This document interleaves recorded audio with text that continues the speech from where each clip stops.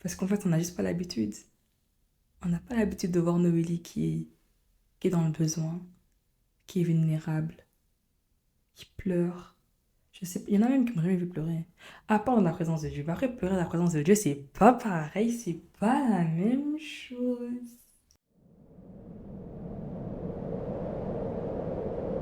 Bienvenue dans Sous le palmier. Du coup, pour ce premier épisode, ce sera vraiment un épisode à cœur ouvert.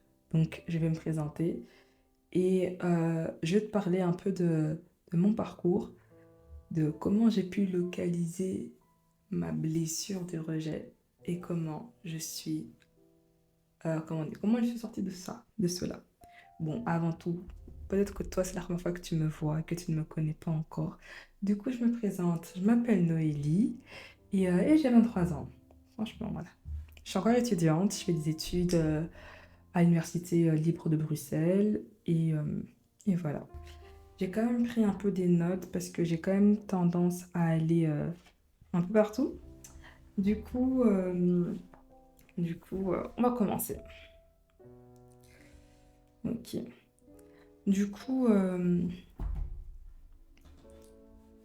très tôt, très tôt, très jeune, j'ai été exposée au rejet. J'ai été exposée au rejet, que ce soit à l'école ou alors durant les activités scolaires, comme le sport, tout ça, ou même dans la famille, j'ai été exposée au rejet. Et du coup, bah, ça a créé cette blessure en moi. Et comment dire, j'ai développé des mécanismes d'autodéfense. Bon, de base, c'était là pour me protéger. Mais en grandissant, j'ai vu que ces mécanismes ont plutôt détruit que protégé. Et je peux pas commencer à vous parler de blessures, de rejet, sans ne serait-ce que mettre un peu de contexte ou peut-être raconter une anecdote. La première qui me vient en tête, c'était quand j'étais en école primaire. Quand j'étais en école primaire. Et lorsqu'il y avait des anniversaires, bah, il y avait des élèves qui apportaient leurs gâteaux et puis ils donnaient même des sachets de bonbons. Et du coup, tous les élèves avaient des sacs de bonbons. Et moi, je me rappelle, c'était pas ma classe où il y avait un anniversaire, mais c'était dans l'autre classe, il y avait un anniversaire. Et dans notre classe, il y avait une fille, pour moi, c'était ma camarade. On avait déjà joué ensemble, c'est pas juste on se disait bonjour. Ok, c'était pas ma copine, c'était peut-être pas mon amie, mais on avait déjà joué ensemble plusieurs fois et tout. Du coup, je me suis dit, bon, bah, je peux aller lui demander un bonbon. Donc, je suis partie chez elle, vers elle, et je lui ai dit, oh, bonjour, est-ce que je pourrais avoir un bonbon, s'il te plaît, nanana. Elle me regardait, elle m'a dit, Euh, non, je donne pas au noir. Je fais, ah, d'accord, ah, d'accord. J'ai fait, ah, j'étais choquée. Ah, j'étais choquée. Et je me rappelle que je me sentais super mal. Je me sentais vraiment mal parce que je savais pas que c'était un problème d'être noir à cette époque. Et même pour moi c'est pas que j'étais pas noire, mais j'étais juste un enfant. C'est vraiment, c'est vraiment en primaire que j'ai appris que j'avais une couleur de peau qui était vraiment problématique ou différente. Et ça, cette première blessure, ça m'avait un peu déjà conditionnée. Je m'étais mise sur la réserve, là où de base, ben, je commençais, j'aimais bien un peu parler avec les gens, bah là, je me suis renfermée sur moi-même. Ah non. Et du coup, je sais que là, c'est un des épisodes qui s'est passé ça à l'école primaire, mais à partir de cet épisode-là, j'ai commencé à vivre beaucoup de petits épisodes, que ce soit à l'école, que ce soit avec la famille, que ce soit dans tout ce qui est lié au sport, parce que j'ai aussi fait du sport à l'extérieur de l'école. Enfin, et du coup, j'ai développé, comme je disais plus tôt, des mécanismes d'autodéfense. Et mes mécanismes, c'était quoi? C'était par exemple le silence. Je n'osais pas parler, ou je parlais très peu, parce que j'avais peur qu'on me rejette ou qu'on me dise que ce que tu dis là, c'est pas bon ou c'est mauvais. Du coup, j'étais hyper silencieuse. Je n'arrivais pas à m'exprimer. En fait, c'est pas que je n'arrivais pas, je n'osais pas m'exprimer. Parce que lorsqu'on me donnait la parole, tellement je prenais le temps de réfléchir, et bah là, je pouvais m'exprimer, parler, et ainsi de suite. Et du coup, je sais que Du coup, quand ça s'est passé cet événement, j'avais peut-être 5-6 ans, comme ça. Et je sais qu'arrivé à l'adolescence, vers mes 12 ans, j'avais réalisé que je ne me sentais pas forcément connectée avec mes amis. C'est-à-dire que j'avais des personnes autour de moi, mais je n'arrivais pas du tout à m'attacher. Mais quand je dis pas du tout, je n'arrivais pas. Et honnêtement, je voyais pas ça comme un problème. Et pendant un moment, j'avais quand même pris le temps de réfléchir à pourquoi j'avais du mal à m'attacher. Et j'avais réalisé que j'avais cette peur en fait d'être rejetée et surtout abandonnée. Du coup, je m'étais dit, je ne vais pas m'attacher. Comme ça, si les personnes parlent de ma vie, il n'y a pas de souci. Au moins, je suis prête. C'est pour ça que je développais des relations, mais sans réellement développer. Et je n'avais jamais ressenti le besoin de plus. Du coup, là encore, tout allait bien et mon mécanisme de autodéfense, ben, ça me protégeait vraiment. Arrivé vers peut-être mes 15-16 ans, j'avais changé d'école, du coup j'avais rencontré encore d'autres personnes et là j'ai quand même commencé à m'attacher aux personnes de mon entourage et du coup ma petite carapace a commencé un peu à se casser. Et du coup là je m'étais dit bon, ces personnes-là, là je commence beaucoup à m'attacher à eux, mais comment faire pour les garder autour de moi? Et c'est là que les problèmes ont commencé. C'est là que ça a commencé. En soi, ce comportement-là que j'ai commencé à manifester, ça avait déjà commencé déjà quand j'étais enfant. Ce comportement-là, allez, je sais que le terme qui est un peu utilisé, c'est un peu genre le man pleasure. Et en gros, l'homme qui aime bien faire plaisir. Quand je dis l'homme, c'est l'homme avec un grand H. Le fait de toujours répondre aux attentes des autres ou correspondre à ce qu'on attend. C'est-à-dire que tu vas tout faire pour faire plaisir à l'autre. J'étais devenue cela. Déjà, quand j'étais enfant, j'avais décidé de ne pas être l'enfant problématique parce que j'avais trop peur d'être rejetée. C'est-à-dire que s'il fallait se taire, j'allais me taire. S'il fallait avoir d'excellentes notes à l'école, j'allais avoir. S'il fallait prendre un truc pour ne pas déranger ou moins cher, j'allais le faire parce que j'avais tellement pas envie d'être l'enfant problématique. Et même souvent, même quand mes parents ils parlent de moi, ou même avant, et à chaque fois ils disaient ah, elle, cette fille, franchement, elle fait pas de problème, on peut me la laisser comme ça, tranquille, elle va s'occuper, c'est vraiment quelqu'un. En fait, j'avais vraiment cette étiquette de l'enfant qui fait pas de problème. Et je voulais avoir cette étiquette parce que j'avais tellement peur d'être rejetée. Je supportais pas lorsqu'on me. J'avais pas. C'est pas que je supportais pas, mais lorsqu'on me criait dessus, bah après, c'est parce que si j'étais un enfant, je, j'associais cela avec. Comment dire? C'est que par exemple, dès qu'on me criait dessus ou qu'on me faisait un reproche, directement, j'enregistrais pour être sûre de ne plus répéter. Vraiment, j'étais le genre de personne, je prenais tout à la lettre. J'enregistrais pour être sûre de ne plus faire la même erreur, ainsi de suite. En fait, j'étais le genre de personne, j'avais vraiment le besoin de correspondre à toutes les attentes, que ce soit des attentes de mes parents ou de mes frères et sœurs, ou alors de mes professeurs. Vraiment, l'enfant qui ne fait pas de problème. Du coup, on refait un saut dans l'adolescence. Du coup, là, mes 15 ans. Mes 15 ans, 15-16 ans. Alors, j'ai commencé à développer vraiment ce caractère-là de toujours être là pour mes amis. Toujours être là. Vraiment, en fait, développer vraiment le comportement de celle sur qui tu peux compter. Par exemple, il manque quelque chose, il faut rapporter quelque chose à manger à part. Noélie, tu peux, ok, je vais ramener. Il manque de l'argent, oh, ok, Noélie va donner. Oh, est-ce qu'on peut aller là-bas? Ok, Noélie, vas-y. Oh, est-ce qu'on peut? Oh, Noélie, est-ce qu'il manque? Nanana. J'étais là. Dès qu'il fallait quoi que ce soit. En plus, moi, c'est toujours la même phrase. T'inquiète. T'inquiète, non, il n'y a pas de souci. T'inquiète, il n'y a pas de souci. T'inquiète, il n'y a pas de souci. T'inquiète, il n'y a pas de souci. T'inquiète, c'était que ça. C'était que ça. Et en fait, j'avais tellement ce besoin de pouvoir, comment dire, plaire à mes amis, mais surtout de me sentir utile. Parce que dans ma tête, c'était en mode, si je suis utile pour eux, ils auront toujours besoin de moi.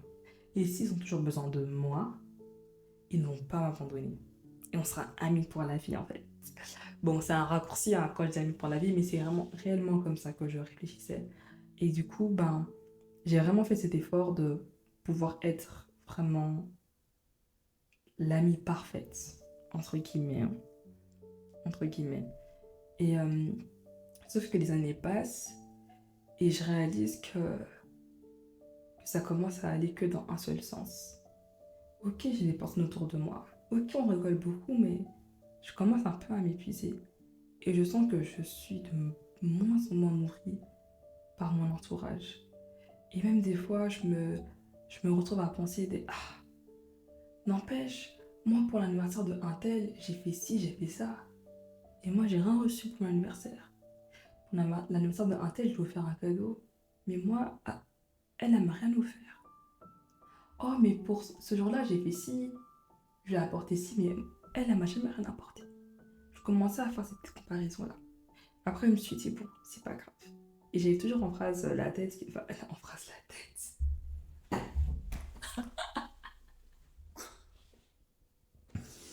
J'avais toujours en tête la phrase qui dit fais aux autres ce que tu aimerais qu'on te fasse. Et du coup, c'est ce que je faisais. Et vu que moi j'avais ce besoin qu'on puisse me donner de l'attention et bien me traiter, eh ben je faisais cela. Je faisais même des caisses. C'est-à-dire, franchement, il y a des personnes pour qui même j'ai dépensé de l'argent. J'ai dépensé. Je me dis, ah, mais un jour aussi, quelqu'un va dépenser comme ça pour moi aussi. Bon, ce jour n'est pas encore arrivé, mais ça arrivera. Parce que là, on est en train de changer, du coup, on est en train d'attirer ça à nous. Mais bref, revenons à nos moutons. Du coup, c'était donc ça qui s'était passé. Un instant, je me suis un peu dans mes pensées. Mais laissez-moi un peu penser. Voilà. Du coup, je commençais à réaliser que il y avait comme un déséquilibre.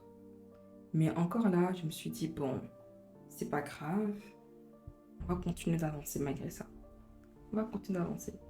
Mais je commençais, enfin, ces relations, ça commençait même à devenir lourd.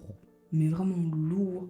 Et je me disais, mais mon entourage, mes amis, je les aime, mais c'est comme s'il me manque quelque chose. Je me sens pas nourrie. Ou alors ça va que dans un sens. Il y avait vraiment des relations où, comment dire, la personne, il y avait vraiment des relations, les personnes, ils m'utilisaient clairement. Parce qu'ils savaient que moi, soit je dis pas non, ou alors je serais capable de donner beaucoup ou de faire beaucoup. Et puis il y en avait d'autres, et là je reconnais clairement mes fautes. C'est pas que les personnes ne voulaient pas investir en moi ou ne voulaient pas m'offrir des choses, c'est que je donnais tellement l'impression d'avoir besoin de rien et d'être toujours au top que eux-mêmes ne savaient pas quoi me donner ou m'offrir. C'est même pas la volonté qui manquait. Parce qu'en fait, je paraissais tellement très bien, comment dire, financièrement ou au niveau du matériel et même émotionnellement. Du coup, c'est comme si eux, ils sentaient pas quelle plus-value ils pouvaient apporter dans ma vie. Et vu que j'étais tout le temps cette amie qui donne, qui donne, qui donne, qui donne, qui gère tout, c'est comme si je leur laissais même pas la place de pouvoir s'exprimer et leur démontrer en fait l'amour que j'attendais de eux, tout simplement. Et là même en fait, c'est, c'était pas du tout voulu, mais c'est comme si je commençais à contrôler en fait mes relations. Je contrôle, pourquoi? Parce que c'est moi qui ai l'ascendant.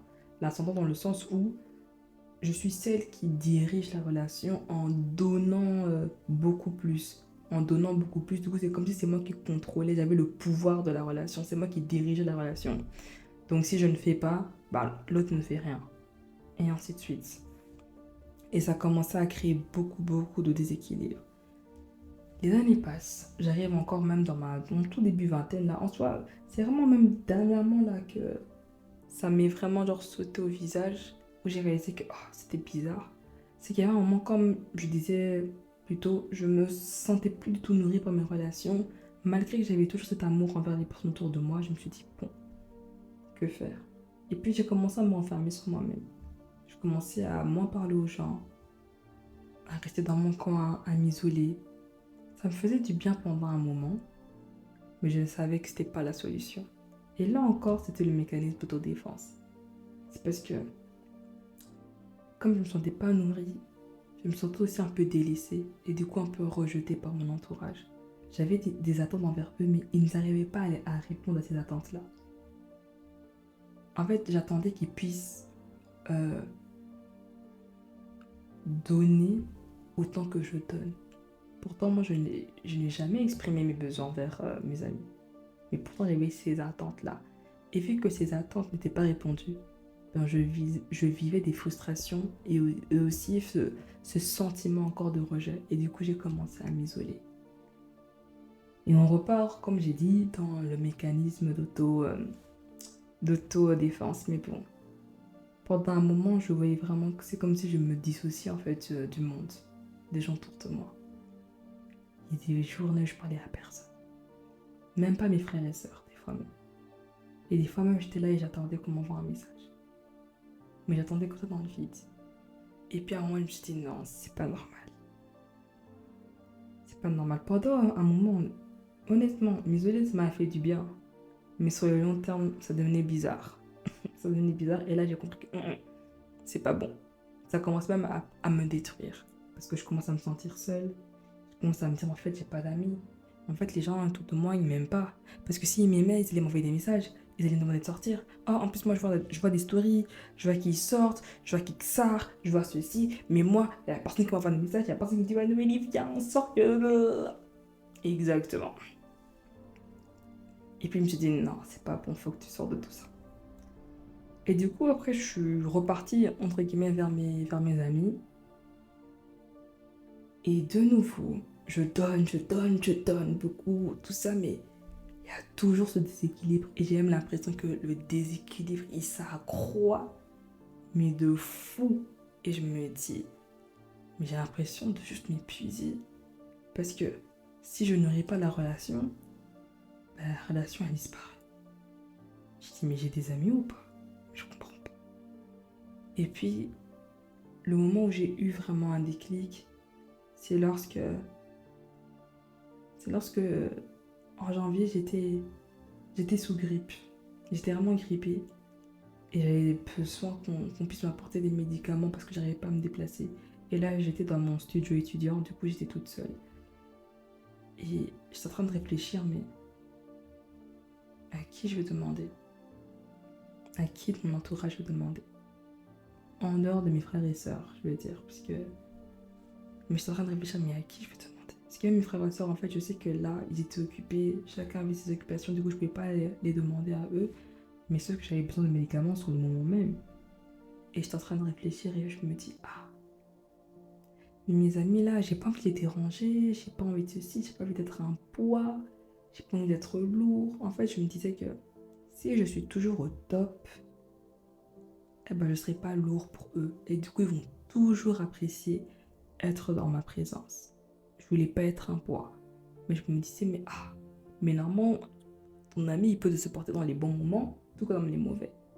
Mais j'étais tellement pas habituée à être dans la case de celle qui est vulnérable ou qui est entre guillemets dans le mal, ben je savais pas. Je savais pas comment me comporter ou quoi faire. Du coup, j'étais en mode Et puis il y avait un jour où c'était trop. Je voyais quasiment plus rien, tellement j'avais des migraines. J'avais des douleurs partout, j'arrivais à peine à me lever. Du coup, même pour me nourrir, c'était chaud. Et je me suis dit, et là encore, c'est une grippe et comment dire, grippe avec une migraine. Mais imaginons que j'étais vraiment souffrante et que j'avais une maladie compliquée. Ça veut dire que j'allais mourir comme ça, toute seule là, dans mon petit studio. Et là, je me suis dit non. Je me suis dit non, c'est pas normal. Ma vie, en fait, elle doit changer. Ma vie doit changer. Mes relations doivent changer. Je sais qu'il y a des personnes autour de moi qui m'aiment. mais qui savent pas aussi des fois comment m'aimer. Et puis ici, je sais aussi qu'il y a des personnes autour de moi qui ont juste, comment dire, ils apprécient juste les bénéfices qu'ils peuvent avoir au travers de moi, quoi. Et je me suis dit, non, c'est pas normal que je me sente comme ça. Moi, je vais vraiment vivre en fait mes relations. Je veux avoir des vraies personnes autour de moi, des vrais amis autour de moi. Je peux pas être seule comme ça en train de suffoquer et j'ai personne à qui appeler. Et c'est vraiment là, j'ai mon déclic. Je me suis dit, d'accord, on va faire le tri. Et du coup, j'ai commencé à dézoomer. À dézoomer, à regarder vraiment toutes les relations que j'entretenais et les fondements. C'est-à-dire sur quoi ça a été fondé et comment je me comportais et comment je me suis présentée. Quand je vous dis que toutes mes relations, je me suis présentée comme la personne à tout faire. Comme l'homme à tout faire. La femme capable à tout faire. Celle qui a l'argent. Celle qui donne à qui elle le veut. Celle qui est tout le temps là et tout. Et puis, j'ai commencé à distinguer vraiment celle qui me nourrissait pas du tout, mais qui me drainait toute mon énergie. Et puis, celle où il y avait vraiment la volonté de pouvoir investir aussi. Enfin, pas investir en moi, mais plutôt me renvoyer l'ascenseur. Mais où je voyais que c'était en fait moi-même et tout mon poids et tout mon contrôle qui bloquait. Et du coup, j'ai fait ce premier tri-là. Mais le truc, c'est que même dans les relations où il y avait cette bonne volonté-là, vu que j'avais déjà instauré pendant plusieurs années cette dynamique de c'est moi qui gère la danse, quand j'ai commencé à arrêter de gérer, ben, ça a comme créé un déséquilibre. Parce qu'en fait, on n'a juste pas l'habitude. On n'a pas l'habitude de voir Noélie qui est dans le besoin, qui est vulnérable, qui pleure. Je sais, il y en a même qui m'ont jamais vu pleurer. À part dans la présence de Dieu. Après, pleurer dans la présence de Dieu, c'est pas pareil, c'est pas la même chose. Non, mais oui, mais en tout cas, je sais qu'il y a des amis qui m'ont jamais vu pleurer, alors que moi, il y a une personne que j'ai vu pleurer, vu et entendu. Non, je rigole. Mais là, j'ai commencé du coup à... Quand j'ai commencé à vouloir rétablir cet équilibre, j'ai vu à quel point ça créait tout une forme de déséquilibre en fait. Parce que là, bah, il y avait des personnes qui ne savaient plus comment se comporter avec moi. Et en soi, moi-même, je ne savais plus comment me comporter avec eux. Et j'ai dû prendre la dure décision de même ces relations-là, de les mettre. Il y en a, j'ai mis sur pause. Et puis il y en a, j'ai vraiment juste fermé la porte. Parce que j'avais réalisé à quel point ma blessure du rejet a altéré ma façon d'entretenir mes relations et même de les vivre. Et je me suis dit, je ne peux pas continuer à évoluer en répétant toujours les mêmes cycles. Il faut que ça s'arrête. Il y en a qui me suivront toujours, enfin, qui me suivront malgré que j'ai coupé le cycle. Et puis il y en a d'autres qui ne seront pas habitués, qui vont peut-être même pas accepter. Et en soi, il n'y a pas de souci. Et je me suis dit, bon, ok, bah, c'est ça que je vais faire. Et pourquoi je parle de tout cela? C'est parce que je pensais sincèrement être guérie de cette blessure du rejet. Je pensais pas qu'elle allait me suivre jusqu'à aujourd'hui, j'ai envie de dire. Bon, aujourd'hui, c'est un grand mot, parce qu'aujourd'hui, c'est bon, je suis passée à autre chose. Period. Non, sérieusement, aujourd'hui, je suis passée à autre chose, mais je pensais pas que ça allait me suivre. Je pensais pas que toutes les séries d'événements un peu traumatiques que j'ai pu vivre dans mon enfance et qui m'ont encore aussi subi dans mon adolescence, parce que dans mon adolescence, il y a des choses qui ont contribué aussi à mon rejet. Il y avait une période, il y avait toutes les filles de ma classe qui me parlaient plus quasiment à cause d'une histoire que soi-disant que moi j'avais dit. Vous voyez les histoires des filles là? Ah, bref. Et je me suis dit, mais... oh. Donc moi je me suis vraiment mis toute la classe à dos, genre. Juste parce qu'avec les on m'a dit. Et en plus, la chose qui m'a fait le plus mal, c'est que la période là, où toutes les filles de ma classe là, en secondaire. Secondaire, je pense que c'est comme le lycée, voilà, pour s'il y a des personnes de France qui regardent cette vidéo. On ne parlait plus. C'était la période où ma maman, elle était souffrante. Et du coup, moi, j'étais encore plus blessée. J'étais en mode, mais oh, Donc vous arrivez à faire des histoires sur mon dos, alors que moi, après les cours, je cours à l'hôpital pour voir si ma maman, elle va bien ou non. Et du coup, cette petite série d'éléments-là, ça m'avait tellement poussé à me renfermer sur moi-même et tout ça. Mais je pensais vraiment que j'étais passée à autre chose parce que finalement, j'avais quand même des personnes autour de moi. Je rigolais, je souriais et ainsi de suite. Du coup, pour moi, j'étais bien. Mais bon, c'est vraiment dernièrement quand j'ai vu que j'avais pas d'évolution et que le cycle il se répétait, je me suis dit, faut que ça s'arrête. Et c'est pour ça que je suis venue me placer sous le palmier afin de réfléchir à comment couper tout ça. Et la première étape, Je vous demande pardon. Je vous demande pardon.